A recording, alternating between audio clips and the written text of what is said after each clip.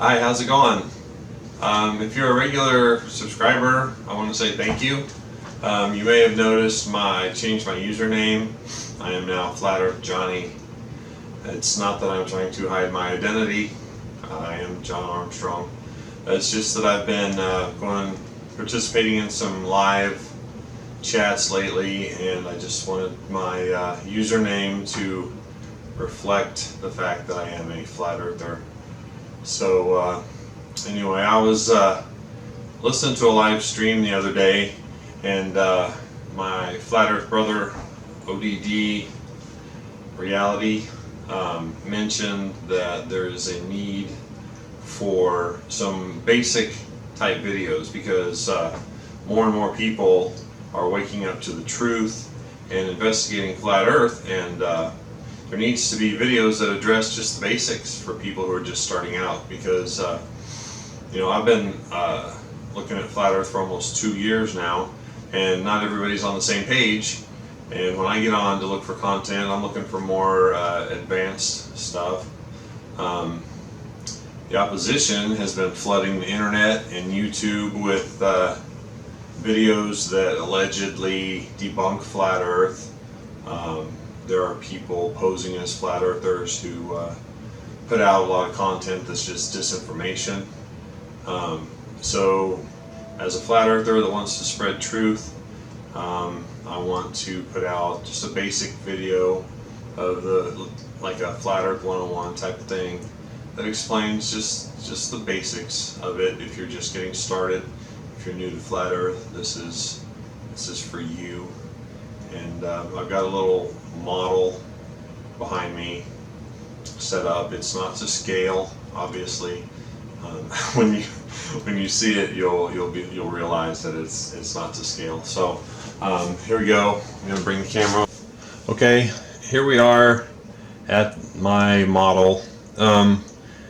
Basics. A lot of people want to know where the edge is. I'm gonna put a link in the description to a video by ODD Reality. It's called Flat Earth for Beginners. I think that's what it's called, 21 questions, and that it answers a lot of these questions. I'm gonna kind of try to show, with a physical demonstration, some of these things. There is no edge. Earth exists on an extended flat plane. There is a boundary, which is Antarctica, which you see represented in the white here. This would be Antarctica. It's a 360-degree ice wall that contains the oceans of Earth. Magnetic north is in the center of the flat Earth, and these rocks, obviously also not to scale, represent the land masses. You should be familiar with water. 71% of Earth is covered with water. Water flows downhill. It follows the path of least resistance, and it will continue to flow until something stops it. At that point, it will conform to the shape of its container, and then it will find level. That's what water does. It seeks to be level. That's one of the natural physical properties of water that you cannot change. So I'm going to add some water to this model to demonstrate, and you can see the water flows down. That's a little heavy rain there.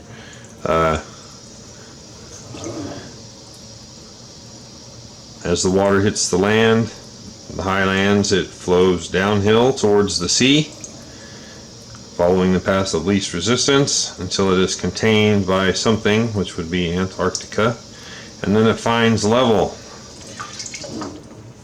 A body of water cannot be convex at the surface. Water always seeks to be level. Like I said, the magnetic north is at the center of flat Earth. I've got a compass here. As we get closer to there's magnetic north. If you keep north on your left side and you head east, you can see, continue to head east.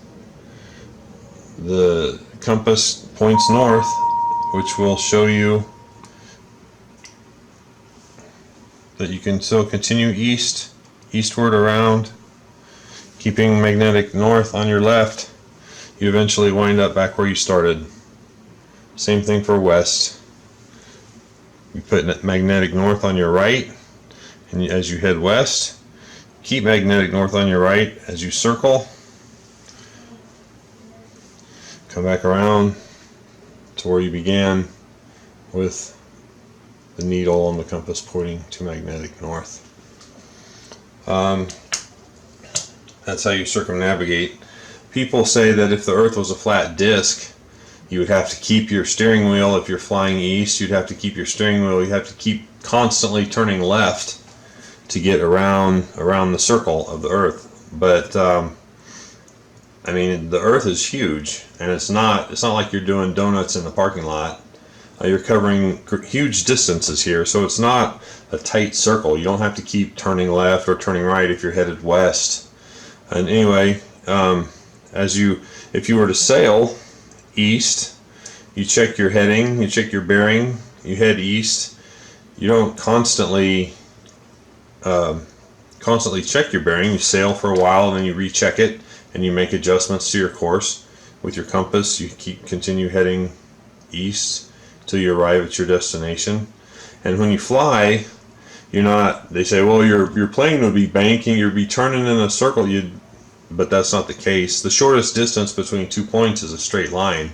So if New York is here on North America and you're flying to England, you wouldn't follow the curve like that. You'd plot your course and fly in a straight line to England.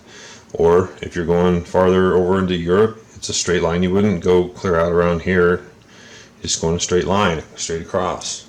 You can check flight paths on a flat Earth map versus flight paths on a globe map, and you can see that the flight paths on the globe map don't make any sense. But when you look at them on a flat Earth map, they're usually just straight lines across the face of the Earth. I want to show how sun works on a flat Earth. The sun is not 93 million miles away and 800,000 miles in diameter. The sun is much smaller and much closer. I'll show you. Go ahead and we'll dim the lights here. And this is the sun shining, and it makes a circle, illuminating locally, taking 24 hours. You get a 24-hour day. Circles back. This being the east coast of America, as the sun approaches, it appears to rise during the day. That's due to perspective. It's farther away, so it appears low on the horizon. As it travels, it moves overhead, and then as it moves away from you, it gets smaller, and the sunlight shrinks away as it heads off to the west, and it makes a circle. 24 hours like this. The moon takes 25 hours to make its circuit, and that's how you end up with being able to see the moon in the daytime, because it takes longer for the moon to make its circuit. The sun, their circuits will overlap, and that's how you get sun and moon during the daytime. So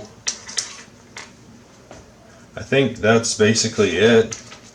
It's pretty simple. No complex, unproven theories to deal with. No huge numbers. No crazy calculations. The Earth is flat. The sun, moon, and stars circle above it just as it appears. You're not on a spinning ball. There is no gravity. Density and mass make an object heavy, so anything that's heavier than air is going to fall. Anything lighter than air will float. Up is up and down is down, and the Earth is flat. Thank you for watching.